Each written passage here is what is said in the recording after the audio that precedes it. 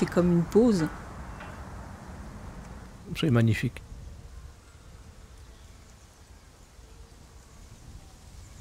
Un lieu social important. C'est un musée à ciel ouvert. C'est beau.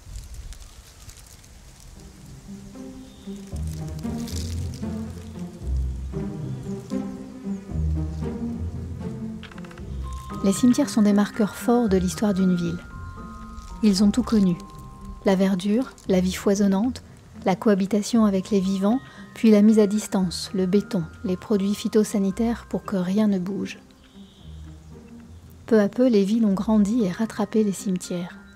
Si l'on tend l'oreille, on y entend aujourd'hui le son des arbres, des abeilles et des oiseaux. Écoutez bien.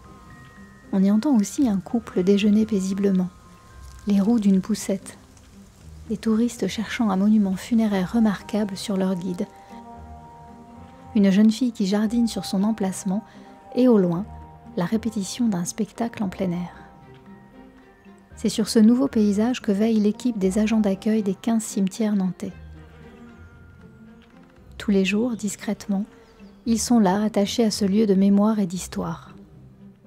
Accueillir le public, écouter, accompagner, mais aussi creuser un trou, coordonner les entreprises privées, s'assurer du respect des morts et des vivants, faire vivre et respirer l'espace le plus intime de la ville. Ici repose, à la découverte des cimetières de Nantes, un documentaire proposé par Nantes Métropole, réalisé par Cécile Préfolle.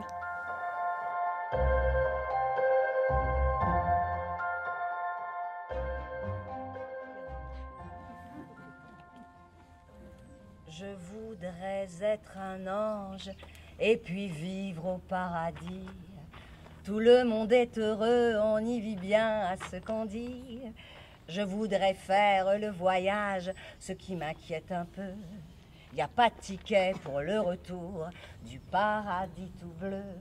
Tout le monde veut aller au ciel, oui, mais personne ne veut mourir. Personne ne veut mourir. Personne ne veut mourir, tout le monde veut aller au ciel. Oui, mais personne ne veut mourir. Personne, personne, personne ne veut mourir. Cimetière du Parc, 2 chemins de la Justice.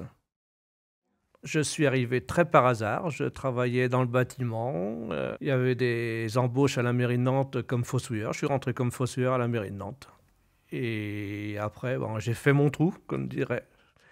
Bernard Sanson, agent d'accueil du cimetière Parc. Je ne connaissais pas vraiment le métier, mais après, le métier, ça m'a plu. Et puis, disons que c'est un service public, j'aime bien rendre service aux gens. Et puis même le cadre, ici, c'est le Club Med. C'est pas comme si c'était un autre cimetière où j'ai la vue sur les tombes. Là, on a quand même un cadre qui est magnifique. On est à quelques centaines de mètres de la ville et là on est à la campagne, donc c'est merveilleux. Les oiseaux, les animaux. Avec un bureau comme ça peut être que magnifique. On peut pas rêver mieux, quoi. C'est des taupinières, ouais. C'était des fermes avant 79. C'est la saison qui commence à buter.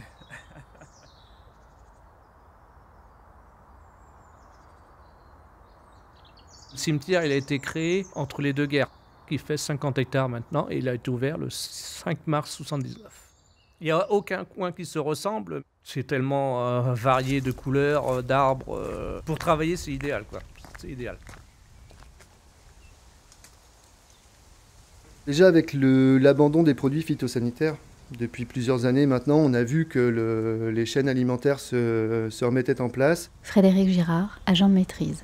D'abord les fleurs, ensuite les insectes pollinisateurs, puis les oiseaux, les rapaces, on a des belettes, ce genre de choses. Donc toute la vie se réinstalle. On a aussi la chance d'accueillir une collection d'arbres rares. Donc il y a des visites qui sont organisées par les jardiniers. Et on a aussi, pourquoi pas en projet, à un moment on évoquait de faire des balades sur la vie dans les cimetières. Donc qui sont les habitants du cimetière, les oiseaux, les animaux, tout un tas de choses. Les gens, disent qu'ils se sentent mieux parce qu'ils sont dans la verdure, plus que dans les cimetières classiques, quoi. Pour eux, c'est un soulagement de voir leurs défunts au cimetière-parc. On a installé aussi des tables de pique-nique un peu. On va en mettre une là bientôt à l'entrée. Enfin dans les bois un peu cachés, mais c'est vrai que des fois les gens, surtout l'été, ils viennent, ils restent ici, ils sont bien et puis bon comme ça leur permet de se poser un petit peu. Ah, tu vas prendre ces branches là. Là, celle-là. Ouais. Et puis je vais finir. Finis de tailler autour. Tiens,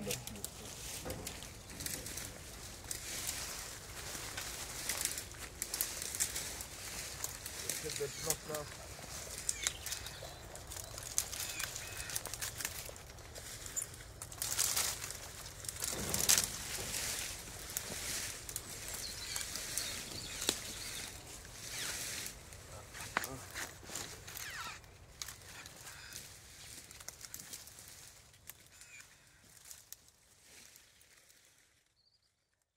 Ils sont déjà plus ou moins. Alors c'est celle-ci. Aujourd'hui, j'ai juste une dispersion à 16 h. C'est tout ce qu'il y a aujourd'hui. Demain, on n'a rien pour l'instant. Et vous voyez, pour mercredi, il y a 5 convois. J'ai pas eu peur de l'appréhension, non, je savais ce que c'était que la mort, donc il n'y avait aucun souci là-dessus. Puis avec bientôt 32 ans de service, le blindage, il se fait tout seul. Surtout quand on aime son métier, il n'y a aucun souci. Puis après, c'est un métier qu'on apprend sur le tas, il n'y a pas d'école pour apprendre. Creuser un trou, après faire les formalités, remplir les registres, c'est ça, faire des factures, c'est tout ça, là, notre service d'agent d'accueil, puis recevoir le public, quoi. Les convois funéraires déjà, savoir comment s'organiser, comment gérer le convoi. Yannick Degnaud, adjoint au responsable, secteur des cimetières. Et puis après, il y a beaucoup de choses, les registres, les mettre à jour, préparer les feuilles de facturation s'il y a des facturations. Donc c'est beaucoup de petites choses à ne pas oublier. Donc oui, il y a des choses à apprendre, les pots d'urne, les cavurnes, les columbariums, tout ça, ce sont à chaque fois des gestes différents. Et donc il faut bien les maîtriser, sinon forcément les familles ne sont pas contentes. Donc oui, il faut du temps pour être formé. Hein, on ne lâche pas les personnes comme ça du jour au lendemain dans la nature tout seul, hein, c'est pas possible. C'est très diversifié parce qu'il n'y a aucune famille qui réagit pareil. Et c'est vrai qu'on ne peut pas savoir comment on va réagir. On a eu l'occasion de faire une exhumation au cimetière Saint-Jacques où le corps, qui avait quand même plus de 30 ans, 40 ans, était totalement intact. La personne avait encore la barbe et tout ça. Même les marbriers qu'on a ouverts, ils ont été choqués. Donc c'est vrai que vous ne pouvez pas savoir comment vous allez réagir en fait.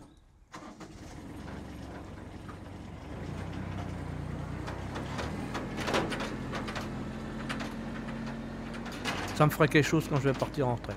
Il y aura quelque chose qui me manquera quand même. Ouais. Les collègues, il faudra que je revienne les voir. Moi, je pense que de toute façon, ils vont me réclamer.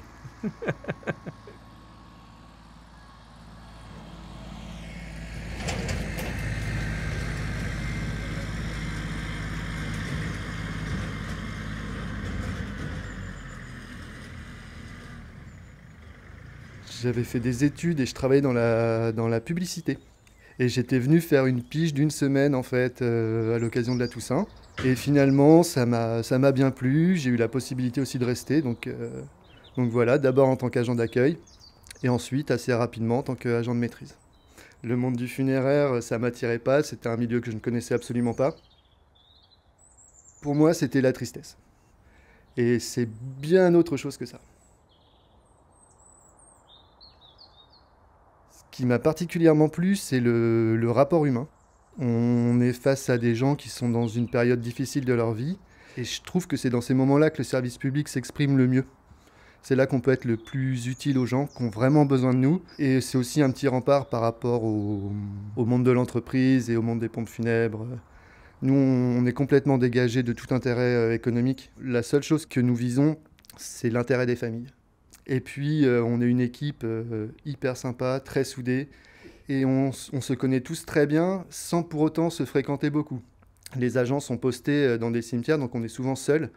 Les collègues, on les croise à l'occasion de quelques réunions de service, ou alors quand on est plusieurs sur les grands cimetières. Et sinon, c'est que par téléphone. Et ce qui est intéressant dans notre service, c'est qu'on peut vraiment compter sur les collègues. Si on a besoin de prendre sa journée, on a toujours un collègue qui va se proposer pour nous remplacer.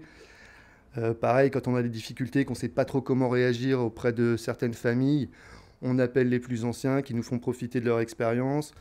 Bref, on est une petite famille.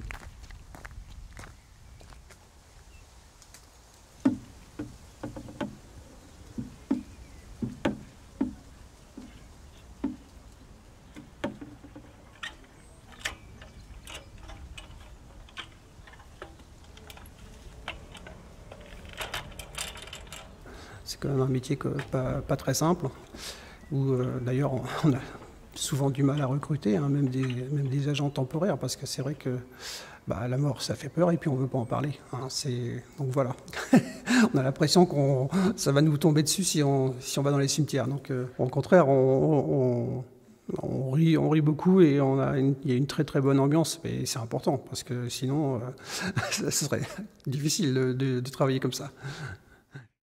C'est pas un travail hyper facile qu'on fait, notamment sur le plan psychologique, donc il faut être à l'écoute. Et c'est aussi mon rôle de repérer quand j'estime qu'il y a des collègues qui décrochent un petit peu. On évite de les laisser seuls, on les met en duo. On les bichonne, parce que c'est compliqué parfois. Hein, quand vous avez une inhumation d'un enfant, on a 2 jeunes papas, c'est sûr que quand ils voient une inhumation d'un enfant, par exemple, on évite que ce soit eux qui fassent l'inhumation, parce que ça peut quand même choquer. Donc voilà, on a quand même tout un travail derrière pour eux, et de façon à ce qu'ils se sentent le mieux possible, quoi. Je cherchais le mot, solidarité, parce que dès qu'il y en a un qui est en difficulté, il y en a toujours un qui vient l'aider, donc c'est leur principale force. Mairie centrale, rue de Strasbourg. Bureau des cimetières, bonjour. Oui, ça serait pour quel jour, s'il vous plaît? D'accord, alors patientez un instant, s'il vous plaît. Alors, ça serait pour quel cimetière? Miséricorde. D'accord, alors un achat pour 15 ans, 30 ans? D'accord. Alors, excusez-moi. Article L 2213 du Code général des collectivités territoriales. Lorsqu'une personne sans famille ni proche décède, la loi prévoit que le maire pourvoit d'urgence à ce que toute personne décédée soit ensevelie et inhumée décemment, sans distinction de culte ni de croyance. Elles seront alors enterrées sur un terrain commun au cimetière. C'est ce qui est arrivé à M. M, un ancien militaire décédé à l'hôpital. Personne ne réclame le corps. Le service administratif mène l'enquête et découvre un passé militaire. Sans famille, il sera enterré en terrain commun. Quelque temps après, on a eu un appel du service des militaires. Sylvie Boucard, adjointe administrative. C'était un ancien légionnaire et ils ont pris en charge les obsèques et ils ont exhumé, fait pour lui acheter une concession. Donc c'est vrai que ce monsieur avait un passé quoi. Et ça, j'aime beaucoup cette partie d'enquête, quoi, de recherche. Ça, c'est varié et puis c'est un peu comme un fil qu'on détend, quoi, un fil de laine qu'on détend et au fur et à mesure, on retrouve quelque chose d'autre et on a envie d'aller un peu encore plus loin, quoi. Le plus loin possible par rapport à cette personne qui a un vécu, qui a une vie finalement. Il y a tout un passé, quoi, tout un passé. Madame Boucard, mon frère et moi-même vous remercions de votre aide et de votre soutien lors des obsèques de notre père Alain. Bien cordialement, Sophie. Donc là, on a remplacé la famille, quoi.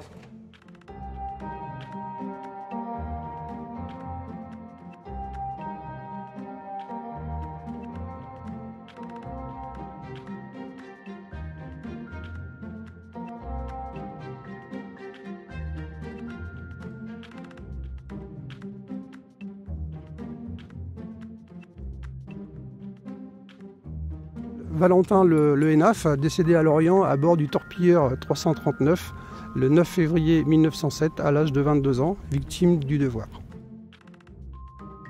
Henri Jamonneau, décédé à Nantes le 28 septembre 1882 à l'âge de 27 ans, victime de son dévouement. Jean-Marcel Pernès, décédé à Toulon le 27 septembre 1911 à l'âge de 21 ans, victime de son dévouement, catastrophe de la liberté, regret.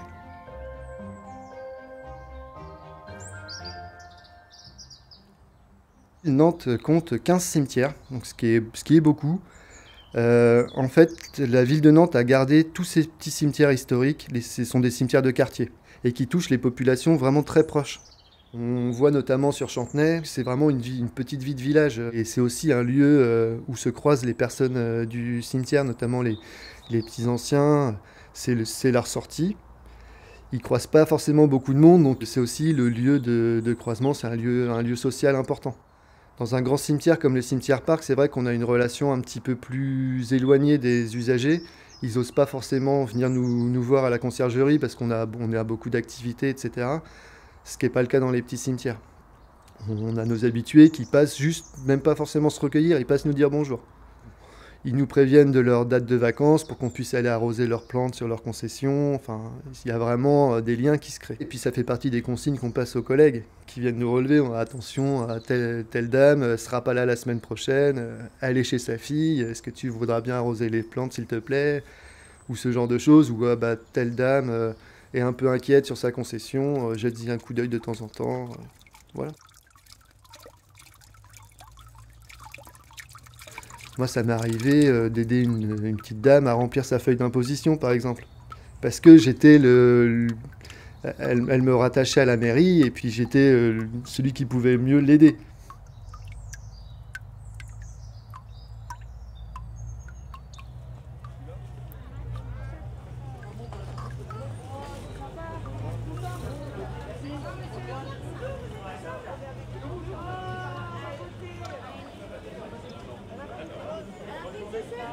Se promener, donner rendez-vous, faire du dessin, rencontrer une personne célèbre, écouter une pièce de théâtre, rejoindre la rue d'en face, jardiner, découvrir l'histoire de sa ville.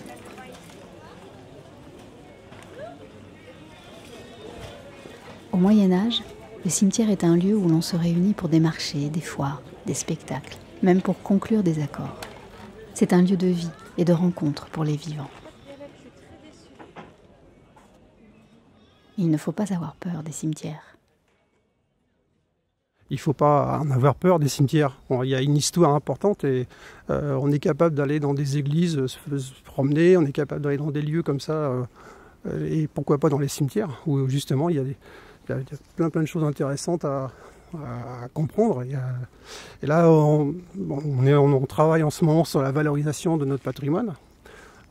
Du coup, normalement cet été, il y aura un parcours avec les monuments les plus intéressants ou des personnalités intéressantes. Et donc ça sera sur le cimetière Miséricorde et de la Bouteillerie. Et là, nous, on est super contents parce que les gens ils vont visiter le cimetière. Et là, il va y avoir une autre vision encore. Ça va être intéressant pour nous. Il y a d'ailleurs à ce propos eu un spectacle l'été dernier très intéressant avec une compagnie qui reprenait des femmes pas forcément célèbres, mais qui ont vraiment œuvré à faire évoluer les femmes. Donc c'est vraiment passionnant, je les ai vus en spectacle. Et donc en fait elles se mettent vraiment en costume de l'époque, et elles se mettent devant la tombe de la personne, et elles racontent sa vie, ce qu'elle a fait.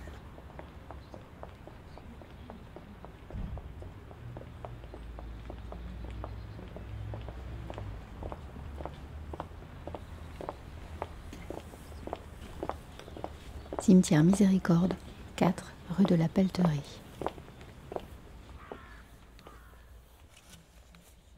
Messieurs, mesdames, mesdemoiselles, en ce 17 octobre 1882, je suis heureuse et fière d'être là devant vous. Le lycée de jeunes filles que l'on me propose de diriger donnera des enseignements diversifiés et de grande qualité. Je me présente. Je m'appelle Elisa Bordillon et je suis née en 1833 ici même à Nantes. J'ai reçu une instruction solide grâce à mon père, Théodore Bordillon, mais aussi grâce à ma persévérance. J'ai voyagé. J'ai vécu 10 ans en Égypte où mon père construisait le canal de Suez. Il était ingénieur mécanicien aux ateliers de construction. À Alexandrie, j'ai pu enseigner, car j'étais déjà en possession de mon brevet d'enseignement du premier niveau. Moi, en fait, ça faisait pas 6 mois que j'étais là, que déjà on m'avait appelé un matin en me disant viens voir, il y a quelqu'un qui a creusé un trou pour ouvrir un cercueil. C'était à Miséricorde. Et là, je me demandais ce qui m'arrivait quand même, parce que j'étais tout jeune dans le service. Et effectivement, dans la nuit, il y a des personnes qui avaient déplacé un monument de 300 kilos quand même. Ils avaient creusé et ouvert une tombe, donc on voyait le squelette. Et ce jour-là, bien sûr, tous mes chefs étaient en réunion, donc je ne savais pas quoi faire. Donc j'ai appelé la police et ils sont arrivés en 5 minutes. Et non seulement ils ont appelé la police, mais du coup est arrivée la brigade criminelle, le commissaire de police, l'identité judiciaire, la médecine légale. Enfin, c'était un truc incroyable. Je me demandais si je n'étais pas en train de tourner un film. Et oui, parce qu'en fait, là, il y a violation de sépulture. C'est très grave. Hein. C'est condamné très, très violemment. C'est pénal. Hein. Donc, et ouais, là, c'était quand même... Je me suis dit que ça devait être mon bizutage de ma première année, sans doute. Mais non, en fait, ça n'était jamais arrivé avant et ça n'est jamais arrivé depuis, tant mieux, parce que c'était quand même assez impressionnant de voir tout ce monde-là. Et puis après, nous, on était interrogés par la police, etc. Je me disais, si c'est ça les cimetières, je ne peux pas rester longtemps, mais non, c'est jamais arrivé depuis. Mais ça, c'est une grosse anecdote, ouais.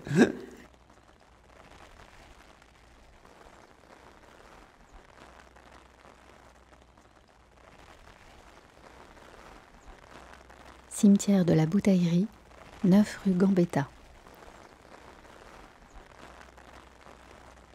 Ici repose Elisa Dufou, décédée le 2 janvier 1818, le 8e jour ou le 9e jour de sa première couche, à l'âge de 19 ans. Elle mourut comme elle a vécu, ou comme elle avait vécu, dans les sentiments d'une piété angélique. Puisse-t-elle avoir légué à sa fille tout ce qui faisant le bonheur. Irène Gilardot, chargée d'études et de recherche patrimoniale à la direction du patrimoine de Nantes. Donc en entrant, on arrive devant un paysage assez ouvert.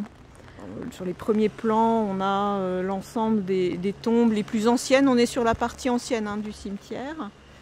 Et elles sont disposées de façon assez aléatoire, c'est pas forcément tout aligné, certaines penchent un peu, il y a une croix qui penche là-bas, et puis tout ça est aussi au milieu de la végétation, donc on a par exemple 2 palmiers, un épineux de type épicéa, là-bas je vois un camélia en fleurs magnifique, des ajoncs ou des roseaux ou des graminées à moitié séchées. Et au dernier plan, on a la ville avec des immeubles qui poussent, des grues. Donc une ville qui continue de se construire. Et il y a comme une sorte de contraste entre ce lieu là où nous sommes, calme et en apparence figé, et puis cette ville qui au loin se construit.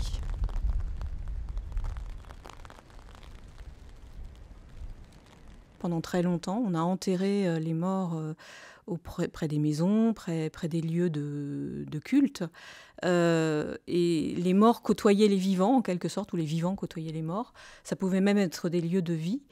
Et à partir du XVIIIe siècle, on va petit à petit chercher à finalement transférer les morts hors de la ville. Donc il y a tout un mouvement qui accompagne donc le déplacement des morts vers des cimetières, vers des lieux clos, hors de la ville, pour des raisons hygiénistes. On va commencer à le faire à partir de la fin du XVIIIe siècle.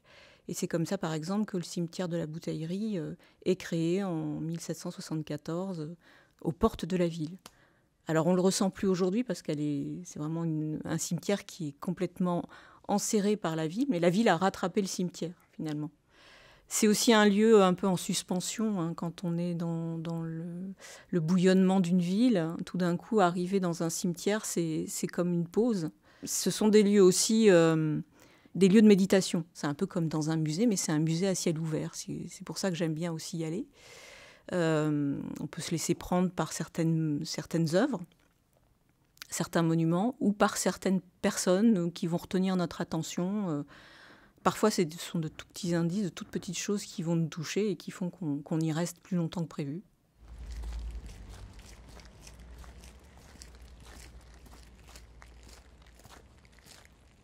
Il y a la piste de la sociologie où on essaye de comprendre qui est là, quelles sont les personnes qui sont enterrées et quel est leur statut social. Donc ça, c'est intéressant parce que ça nous permet de voir un petit peu la représentation sociale aussi qui est faite au sein même d'un cimetière à travers les œuvres qui sont proposées. Et puis, il y a un autre angle qui est l'angle plutôt artistique, qui est de mieux connaître les œuvres d'art dans le cimetière. Donc c'est intéressant de savoir d'où viennent ces gens, comment les commandes peuvent se faire et pourquoi là.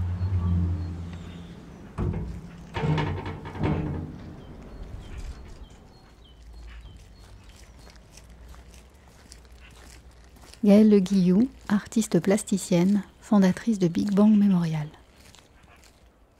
Big Bang Memorial, c'est né en fait de ma volonté vraiment de rendre les cimetières vivants. Notre objectif, c'est d'apporter un nouveau regard sur le cimetière, donc via la nature, via l'art et via évidemment la mémoire, le patrimoine. Pour démarrer, j'ai d'abord commencé par des projets en céramique. D'abord la gisante en fleurs, qui était entièrement recouverte de fleurs en céramique, que j'avais présentée au cimetière de la Miséricorde. Et puis après, il y a eu la tombe gourmande. Donc c'était l'idée d'une tombe végétale, mais qui était entièrement en céramique et que j'ai présentée au passage Sainte-Croix. Et en fait, mon idée, elle a été hyper bien accueillie. Et je me suis dit, je pense que ça y est, c'est le moment d'aller vraiment au cimetière, faire quelque chose de plus concret. Et là, j'ai pas trouvé d'autre solution que finalement d'acheter ma propre concession pour dire aux gens, en fait, faites des choses qui ressemblent à la personne qui est décédée. Montrer la singularité de chacun aussi, et puis c'est ça, et rendre ces lieux plus joyeux quoi aussi. Moi, j'aimerais, comme on fait avec la fête des voisins, faire une grande, pas forcément une fête, mais un banquet dans l'allée des cimetières de la Bouterie. Et puis, il pourrait y avoir des interventions de comédiens qui pourraient aussi raconter des choses pendant le banquet, en fait. Ça, c'est une idée, par exemple, je trouve qui serait chouette.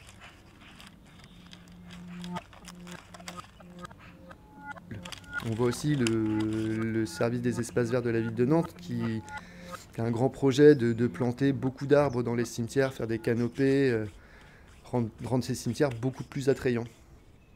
Le maillage des cimetières est ainsi fait qu'ils sont présents dans tous les quartiers, donc il faut qu'on s'appuie là-dessus justement pour offrir des lieux paisibles où on peut aussi bien venir se recueillir que venir lire un livre ou prendre l'air tout simplement, se reconnecter à la nature en pleine ville.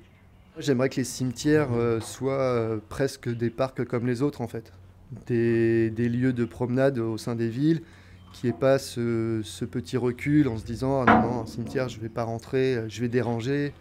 Absolument pas. On accueille les défunts, mais on est avant tout des lieux de vie.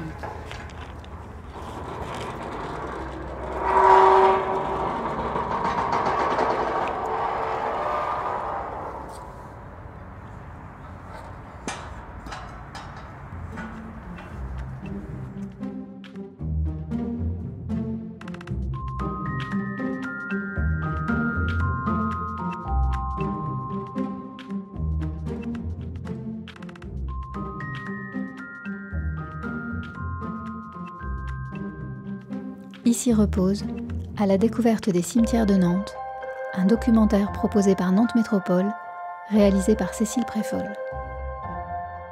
Un grand merci à Bernard Sanson, Yannick Degnaud, Sylvie Boucard, Frédéric Girard, Irène Gilardot et Gaëlle Le Guillou.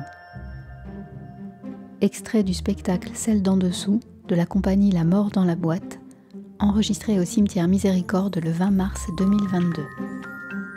Musique, Conovalo.